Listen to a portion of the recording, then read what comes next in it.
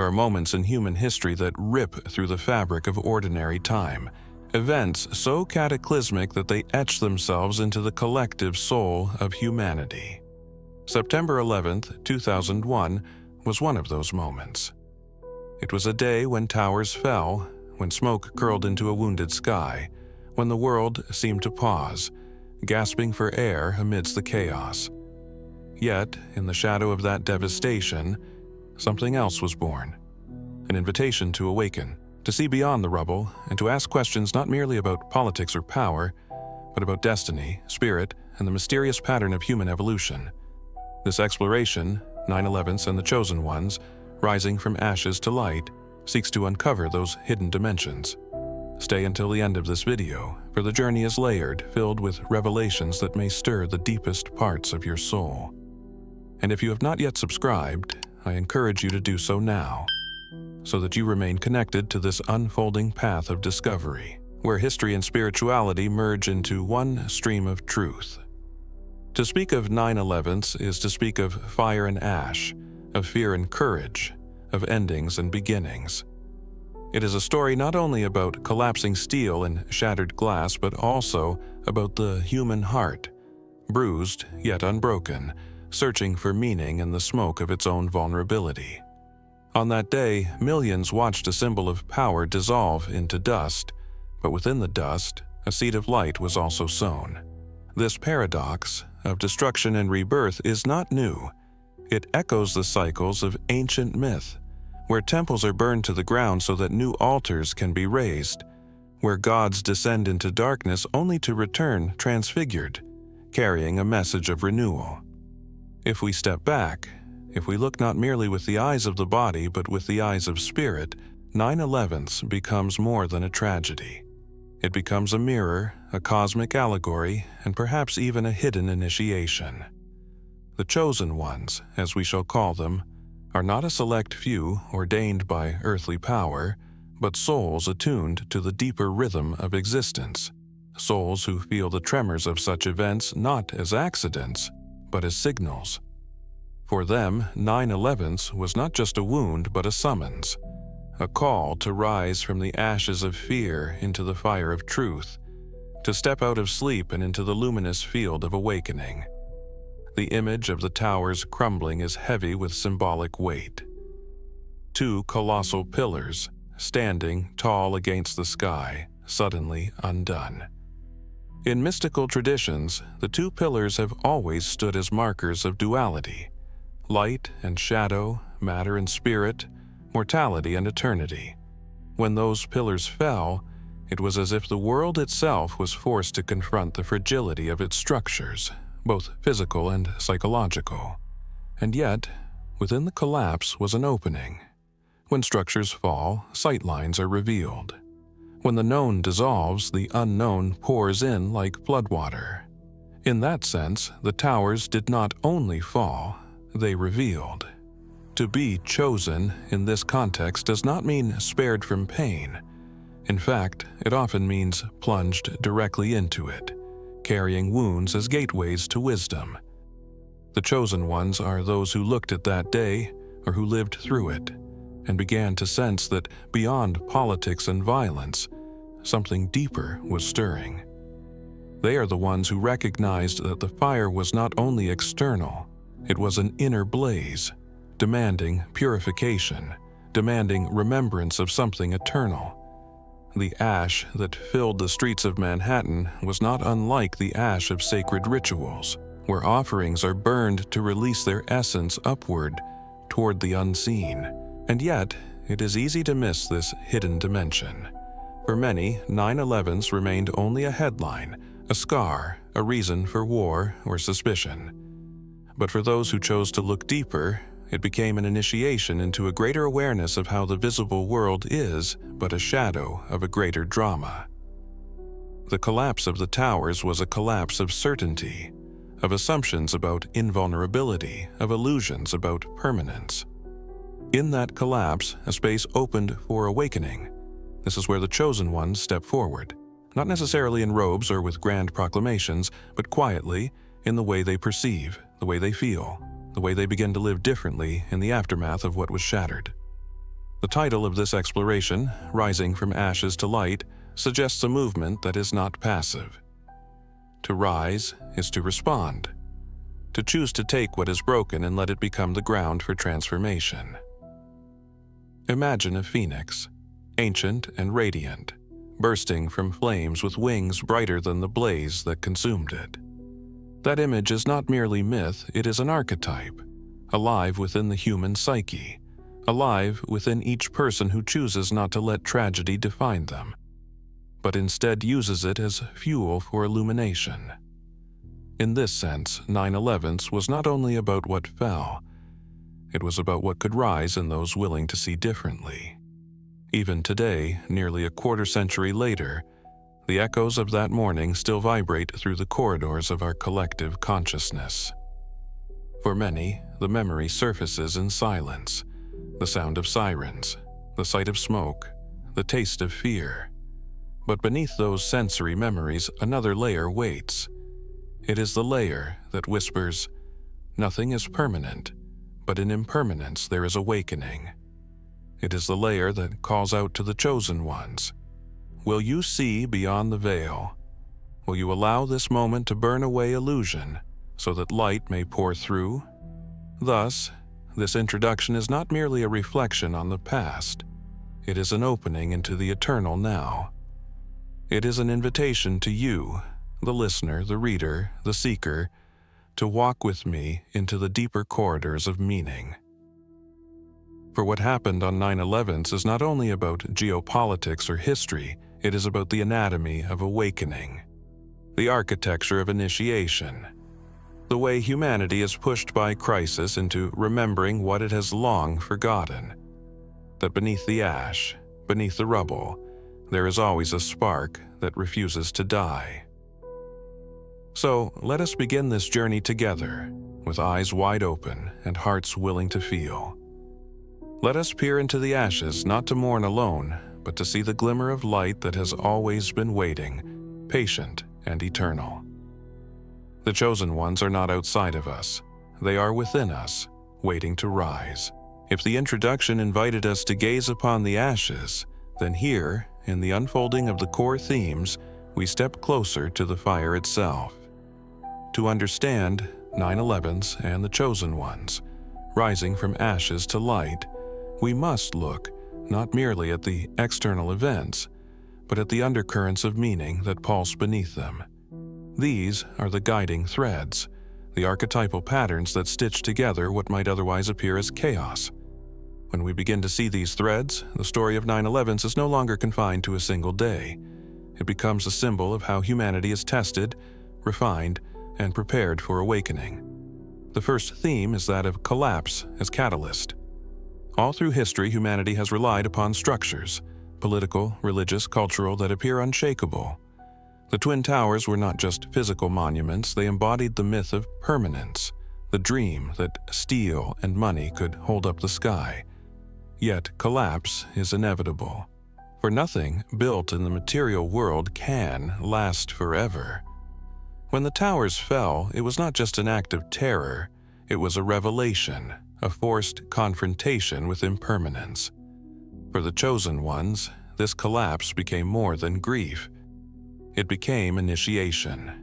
Like initiates in mystery schools who must face death before they can touch new life, humanity was thrust into a ritual of endings that contained within it the seed of beginning. The second theme is that of duality dissolving. Two towers stood, mirror images of one another, twin symbols of division, two standing as separate yet always tethered. Their fall was the shattering of duality, the undoing of the illusion that we can keep the world neatly split into us and them, into light and dark, into safety and danger. The collapse pulled us into a liminal space where categories blurred, where shadows mingled with light. For the chosen ones, this was not a descent into despair, but an invitation to step beyond polarity and glimpse the wholeness hidden behind appearances. A third theme emerges as fire and purification. Fire, though destructive, has always carried sacred resonance. In myths across cultures, fire is the purifier, the tester, the alchemical flame that reduces all to essence. The flames of 9/11s, though born of violence, became a strange crucible in which illusions were burned away. Many felt it as fear, but for those attuned to the deeper current, it was an opportunity to ask, what survives the fire? What cannot be destroyed? The chosen ones are those who dared to hold that question in the midst of chaos, and in doing so, discovered that within the blaze there is a light not of destruction, but of transformation. Another guiding concept is the unveiling of hidden architecture. Events such as 9/11s pull back the curtain, revealing that the world we think we know is not as stable or transparent as we once imagined. Beneath politics and economies lie deeper laws of spirit, laws of consciousness, laws that govern how humanity evolves. In the shadow of collapse, some felt this unveiling as paranoia, clinging to conspiracy and suspicion. But for the chosen ones, the unveiling was less about external plots and more about internal awakening. It was the realization that the true hidden architecture is within, the architecture of consciousness, the scaffolding of the soul that is tested when outer structures fall. There is also the theme of collective initiation. While individuals have long experienced moments of breakdown and awakening, 9/11s was different because it was global. Billions watched, felt, and grieved together. It was not an isolated tragedy, but a collective rite, a planetary initiation into the awareness of vulnerability and interconnectedness. This shared experience was painful, but it also created a strange unity, if only for a moment. In those hours after the towers fell, divisions blurred, and a raw humanness surfaced. The chosen ones recognized that this collective vulnerability was not weakness, but a doorway to compassion, a glimpse of what humanity could become if it remembered its shared destiny. And perhaps the deepest theme of all is that of rising. Collapse, duality, fire, unveiling. These are stages, but they are not the end. The true essence of rising from ashes to light is the realization that destruction is not final. Out of ash comes birth. Out of ruin comes vision. To rise does not mean to erase the past or deny the pain. It means to carry the wound as a sacred mark, to walk forward with eyes sharpened by tears, but still able to see light. The chosen ones rise not because they are spared from tragedy, but because they allow tragedy to become the very soil from which their illumination grows. When these themes are woven together, a tapestry emerges. Collapse as catalyst, duality dissolving, fire as purification, unveiling of hidden architecture, collective initiation, and the act of rising. Each strand alone is powerful, but together they form a story that is both personal and cosmic. This is why 9/11s continues to haunt us, not only as memory but as metaphor. It is a mirror of the larger human journey, the endless cycle of building and falling, forgetting and remembering, dying and being reborn. The chosen ones, then, are not outsiders watching from above. They are those who live within this cycle but refuse to be crushed by it. They see collapse not as the end, but as an initiation. They feel the fire not as annihilation, but as purification. They embrace unveiling not as paranoia, but as revelation. They stand in the collective initiation, knowing that the wound binds us more deeply than any border or ideology. And in the end, they rise, carrying light not as an escape from ash, but as its natural consequence. In exploring these core themes, we are not simply engaging in abstract philosophy. We are mapping the soul's journey, tracing the contours of what it means to be human in the face of destruction. To see 9/11s through these lenses is to reclaim it from despair and place it in the larger story of awakening. It is to see that even in humanity's darkest hours, light whispers, waiting for those willing to hear. If the core themes revealed the architecture beneath the ashes, then the symbolic narratives are the myths that breathe life into those structures. They are the stories beneath the story, allegories that invite us to see beyond the literal into the archetypal. For in truth, humanity has always interpreted great events not only as history but as parable, as drama enacted by forces larger than the individual. To look at 9/11s through the lens of symbolism is to step into this mythic dimension, where the chosen ones are not simply witnesses of an event, but participants in an ancient ritual of death and rebirth.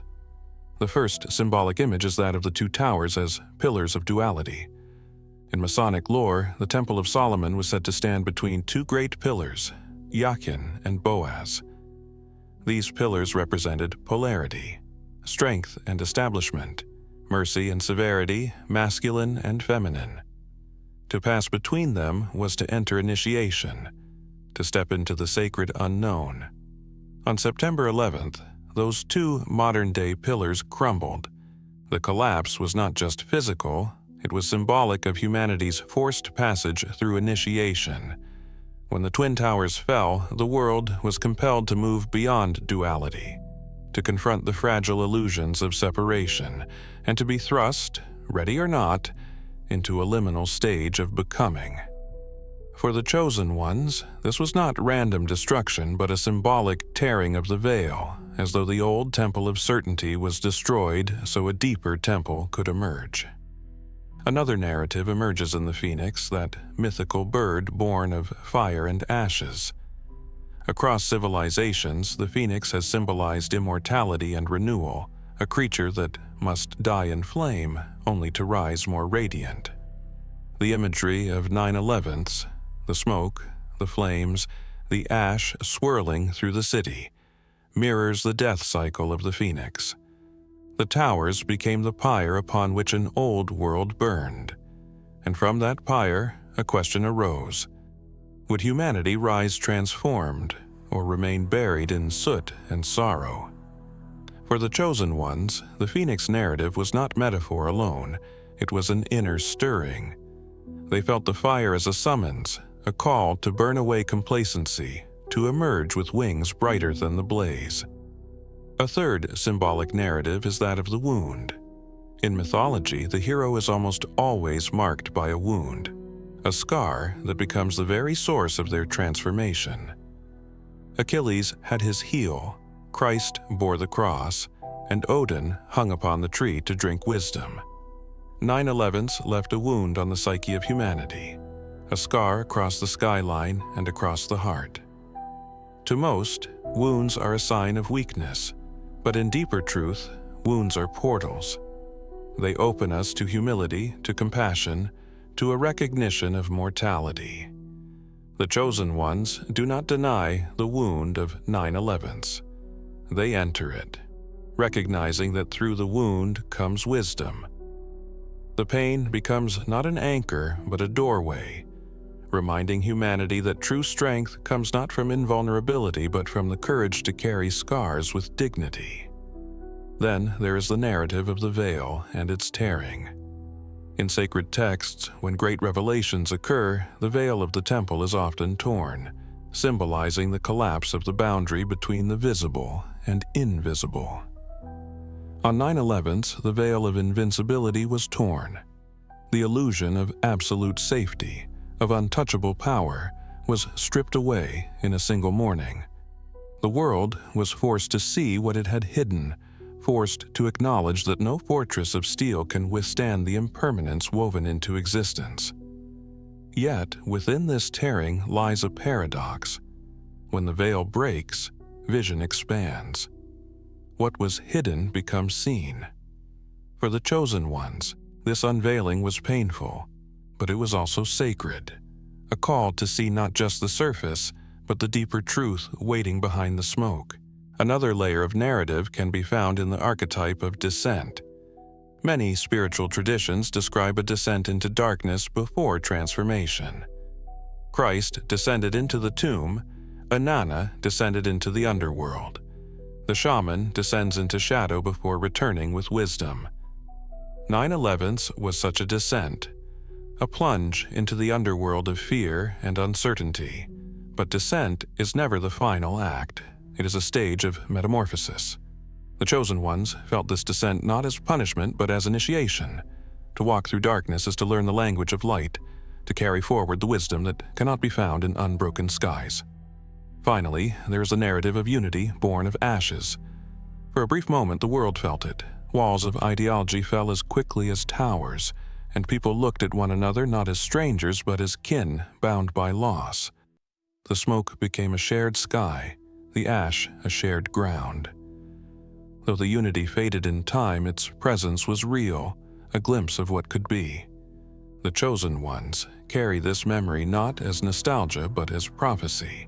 They understand that in the midst of destruction, a deeper truth flickered, that humanity is one body, one soul, and that only by remembering this unity can it truly rise. When we weave these symbolic narratives together, we begin to see 9/11s not merely as an event of terror, but as a mythic story written into the fabric of time.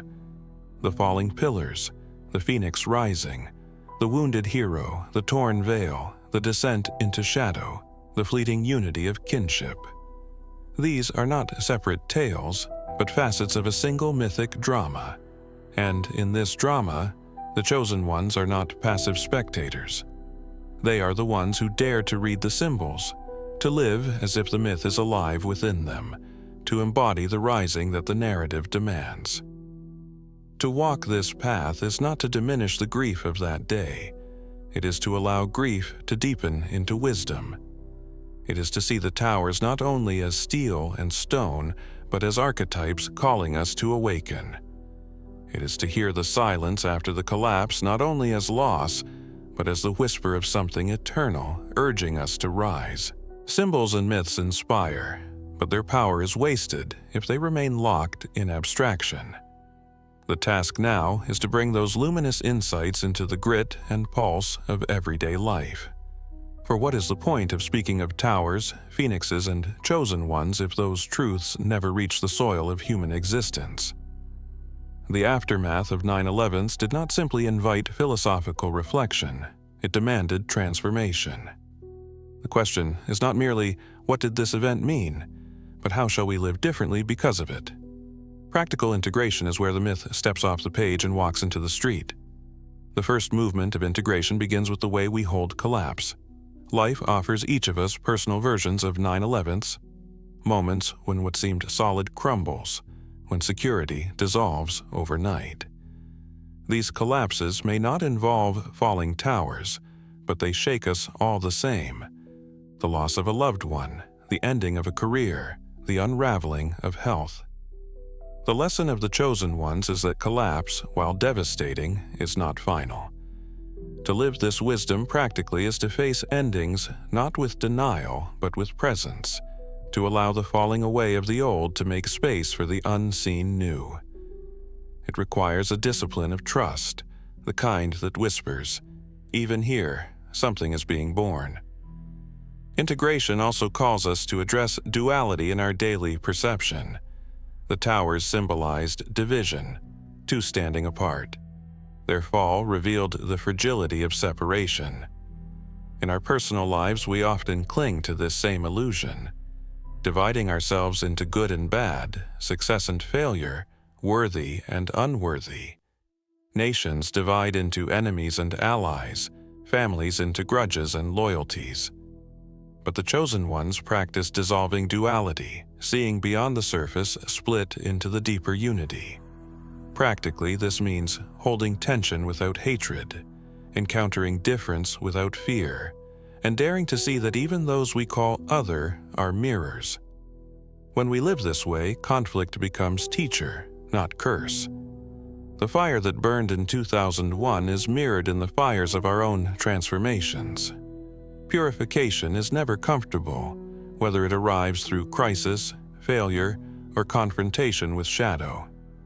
But practical integration means accepting fire as necessary, not as punishment but as refinement. This translates into daily life as a willingness to face discomfort rather than flee from it.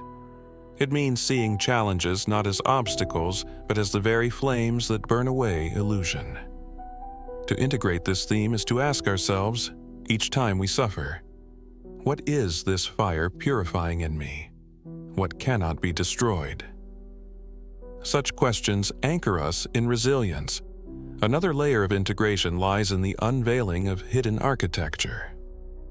After 9/11's, illusions of permanence collapsed, and many felt naked before the fragility of existence. To live this lesson practically is to walk awake, no longer seduced by the dream that life will remain unchanged. It is to cultivate an awareness that all structures, jobs, relationships, governments, even bodies, are impermanent scaffolding. This is not cause for despair, but for reverence. Knowing that all things pass makes each moment sacred. The chosen ones practice unveiling in their daily lives by seeing through appearances, valuing essence over form, presence over possession. The collective initiation of 9/11's revealed a truth too often forgotten. Humanity is one body. In times of crisis, this becomes clear as neighbors help neighbors, strangers clasp hands, and nations briefly pause their wars. But integration demands that this unity not fade with the smoke. To carry this into daily life is to embody compassion, to remember that the suffering of another is never truly separate from our own. It means treating small encounters, a cashier, a colleague, a passerby, not as disposable interactions but as threads in the tapestry of shared existence. The chosen ones make this practical by living as if every person they meet is kin, every exchange an altar of connection. And rising, the final theme, is perhaps the most practical of all. To rise is not to erase the past but to transmute it. It means carrying pain without being defined by it, using wounds as fuel for light. In practice, this looks like forgiveness, not as naive forgetting, but as liberation from the chains of resentment.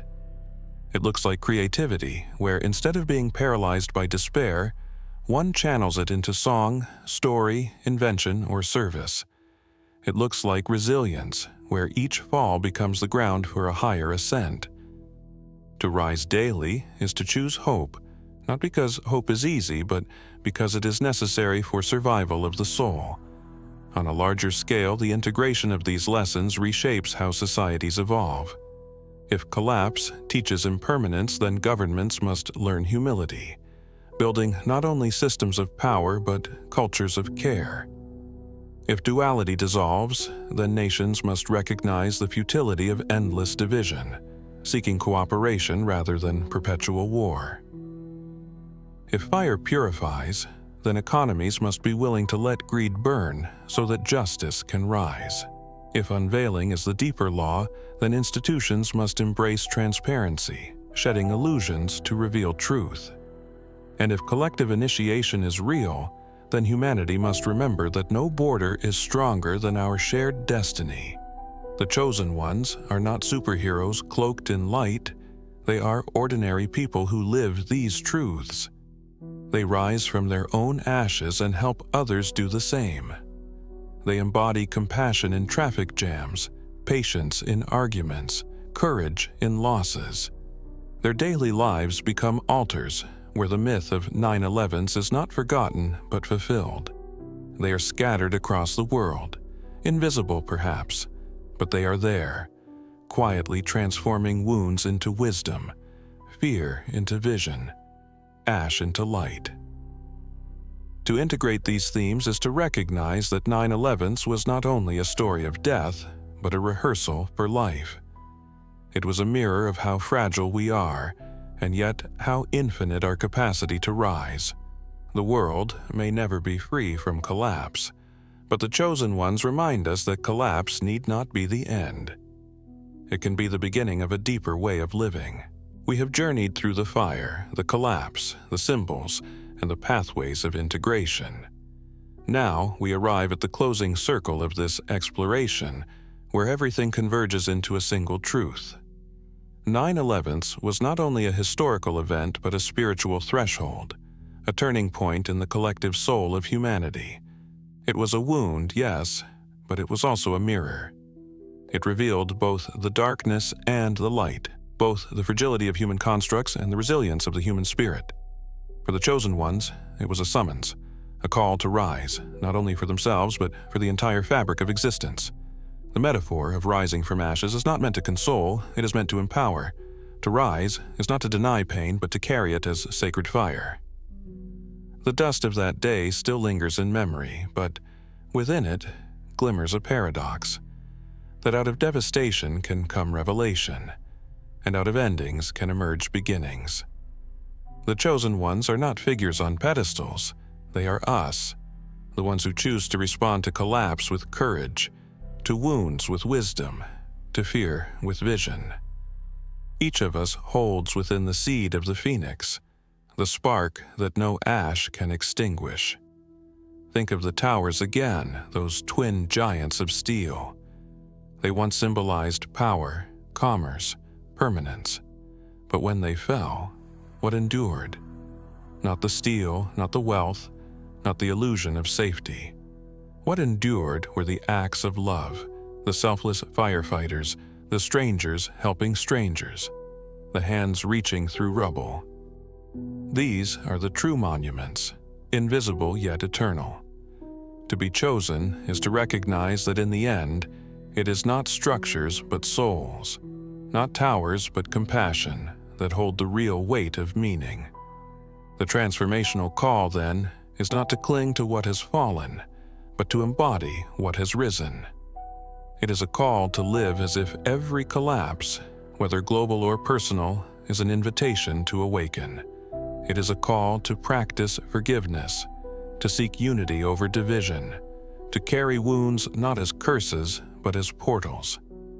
It is a call to see beyond the veil of appearances, to look upon the world not as chaos but as a living text, written in symbols, waiting to be read by those with eyes willing to see. You too are part of this call. To have heard these words, to have felt their resonance means you are already among the awakened, already walking with the chosen ones. You do not need a title, a robe, or a crown.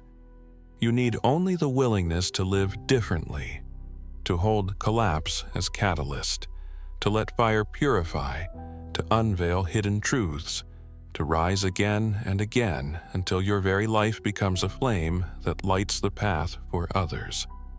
The towers have long fallen, but the rising continues.